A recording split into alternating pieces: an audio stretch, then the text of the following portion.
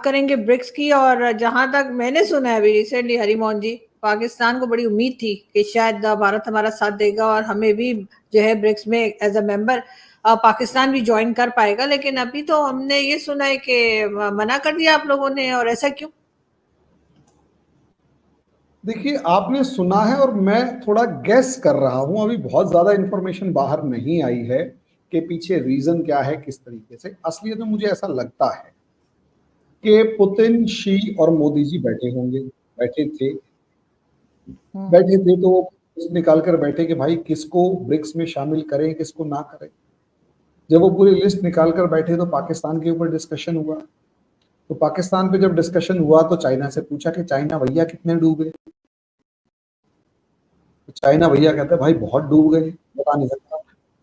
अब आप सोचो कि आपने पूछा रशिया भैया आप क्या कहते हो, कि भाई देखो पैसे नहीं डुबोएंगे चाहे कुछ हो जाए, क्योंकि अभी लड़ाई शुरू होगी और पैसा पाकिस्तान को उधार देना पड़ गया तो फायदा क्या।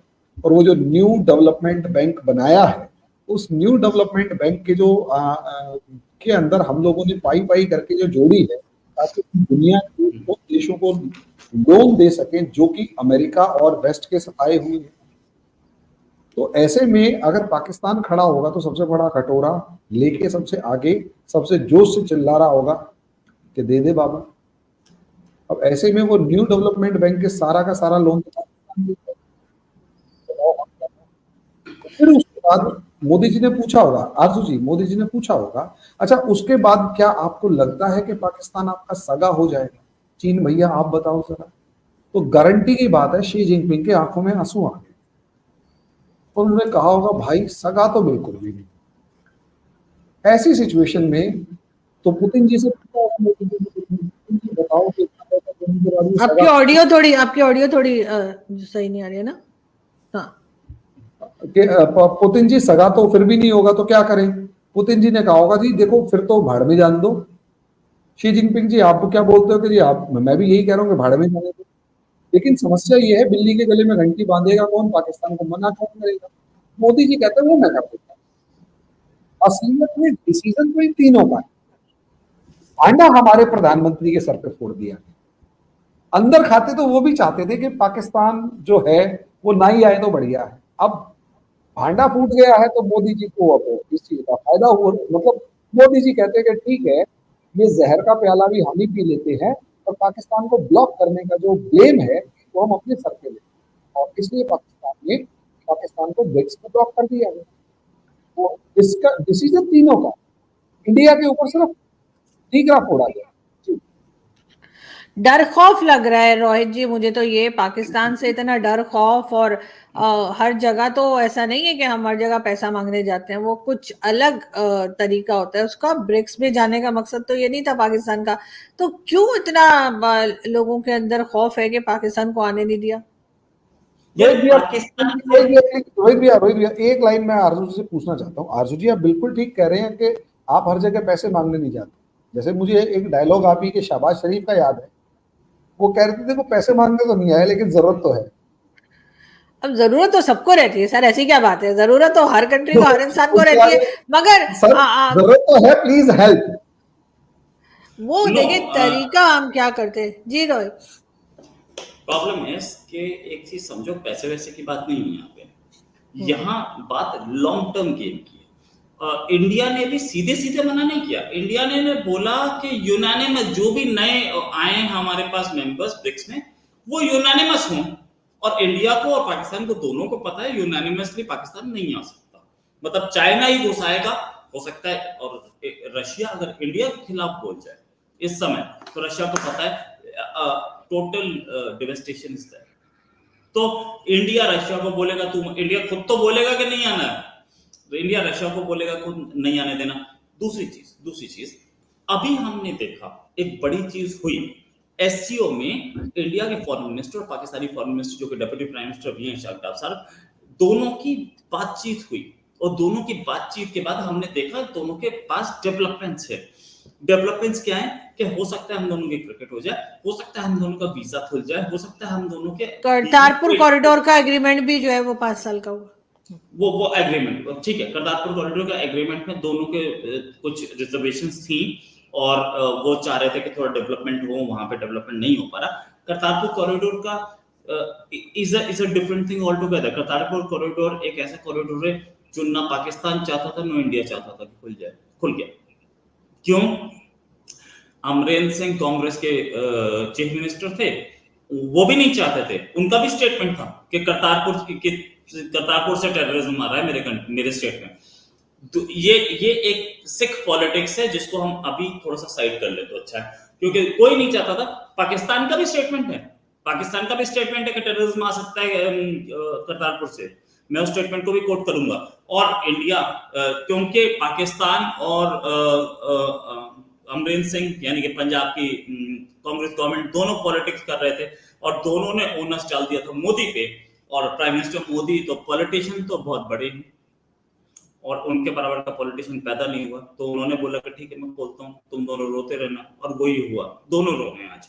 तो करतारपुर की बात हम बाद में करेंगे, लेकिन एक चीज बात करते हैं, let's talk about one thing, कि दोनों के बीच में हम अभी डेवलपमेंट देख रहे हैं।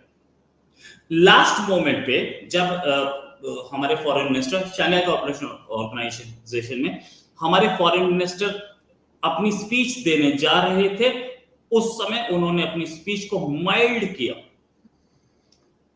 वो शायद बहुत स्ट्रॉन्ग वर्ड्स यूज करते पाकिस्तान के लिए, लेकिन माइल्ड किया। क्यों किया?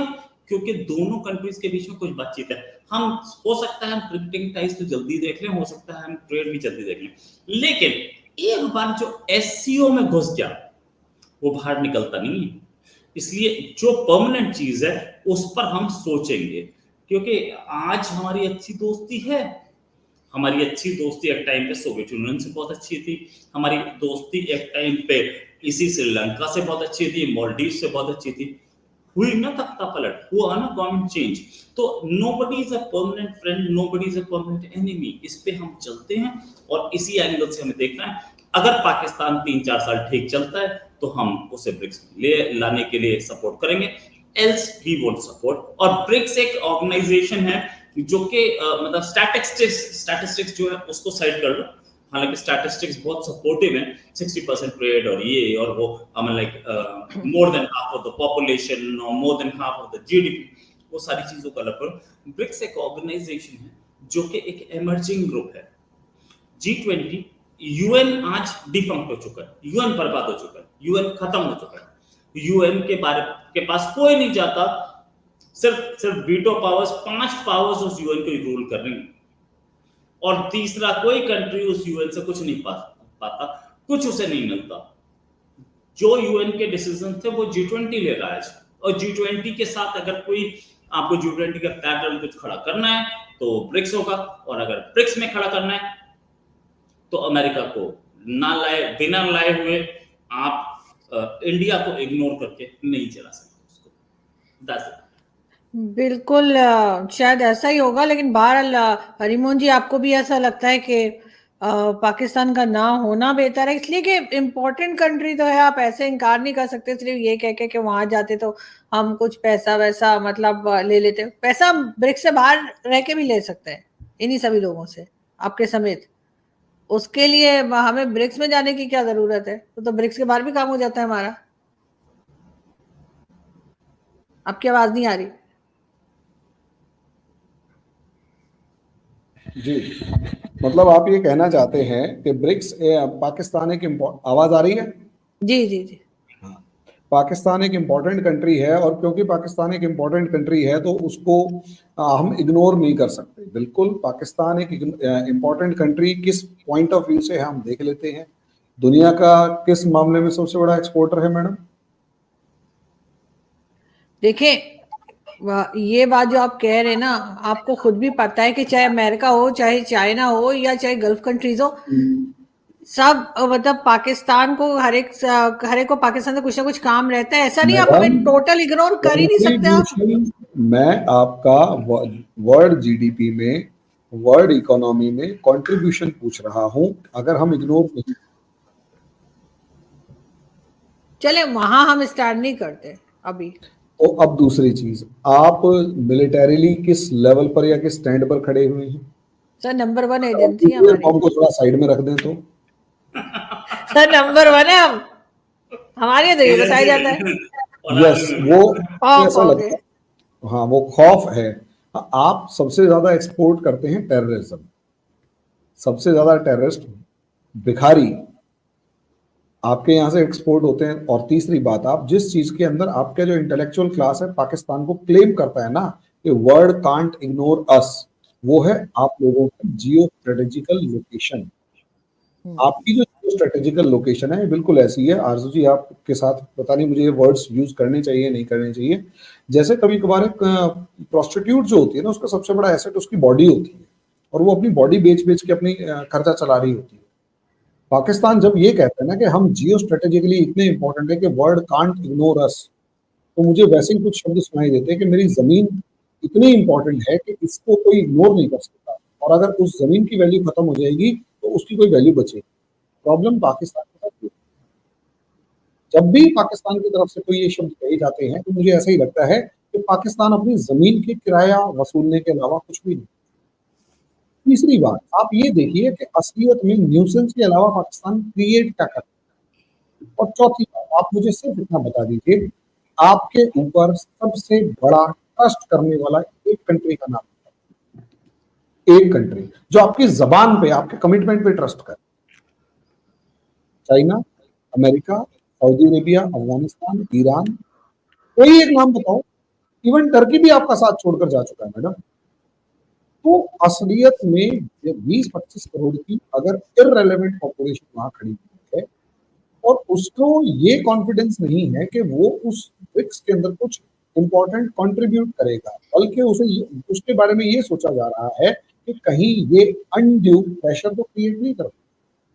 और last not the least but last, India पूरी दुनिया में किस एक का रास्ता रोक के खड़ा हुआ, ये बताओ किस एक? पाकिस्तान के अलावा। मैं इसमें लास्ट एक चीज और पूछता हूं, आपकी आवाज नहीं आ रही। पाकिस्तान ने किसी भी इंटरनेशनल प्लेटफॉर्म के अंदर किस एक कंट्री, मतलब किसी भी इंटरनेशनल प्लेटफॉर्म को कश्मीर के अलावा, कश्मीर के मामले में बख्शा क्या? यानी जहां भी होगा सबसे पहले कश्मीर का नाम होगा, कश्मीर का शोर मचेगा, कश्मीर कश्मीर चिल्लाया जाएगा, उसके बाद क्या होगा ये मुझे ये बताओ। फिर आवाज नहीं आ रही कि यहाँ प्लेटफॉर्म का मतलब है, इंटरनेशनल प्लेटफॉर्म का मतलब है कश्मीर, और क्योंकि आपके यहाँ इंटरनेशनल प्लेटफॉर्म का मतलब कश्मीर है तो आप कश्मीर के अलावा किसी को बात ही नहीं सोच पाएंगे। आपके पास है क्या, आप मुझे ये बताइए। देखिए अभी भी तो कश्मीर की बात नहीं हुई थी ना, 80 में जो बात हुई थी उसमें हमने कश्मीर का नाम नहीं लिया था। मैडम माफ कीजिएगा, कश्मीर का नाम एससीओ के प्लेटफॉर्म पर नहीं लिया, लेकिन बायलैटरल समिट के अंदर आपने और चाइना ने कश्मीर का नाम ले लिया था। बताइए, नहीं लिया होगा? लिया। आपकी आवाज बार बार क्यों जा रही है? अभी इसको माइक को थोड़ा सा चेंज किया, हमें इस चीज को समझना पड़ेगा। जी रोहित भैया, आपकी आवाज को कौन दबा रहा है? ये कौन अपोजिशन के लोग हैं जो आपकी आवाज को दबा रहे हैं? मेरी आवाज पाकिस्तान दबा रहा है।